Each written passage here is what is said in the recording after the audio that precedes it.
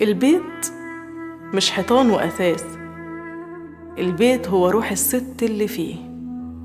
لما تكون ست البيت موجودة بتحس إن كل حاجة ليها طعم، كل حاجة فيها حياة.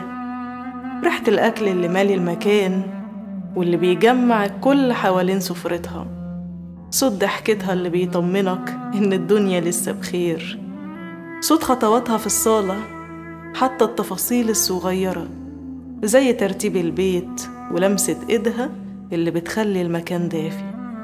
كل ركن في البيت بيتنفس بوجودها، والله بوجود الست اللي فيه.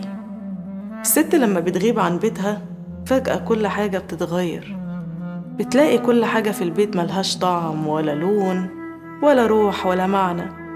الأركان اللي كانت مليانة دفى فجأة بتبقى باردة، السفرة اللي كانت مليانة بالأكل والحكايات بقت فاضية، ريحة الأكل اللي مالي البيت ما بقاش موجود، مطبخها ساكت ومقفول.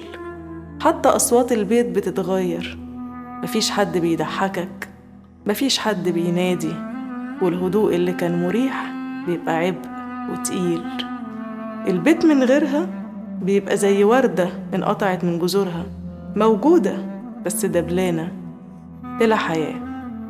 غياب الست مش مجرد فراغ، غيابها بيعرفك إن كل التفاصيل الصغيرة اللي كانت بتعملها هي اللي كانت بتخلي للبيت حس وونس ومعنى. من غير الست في البيت الحيطان بتبقى باردة وبتبقى حاسة بالغربة.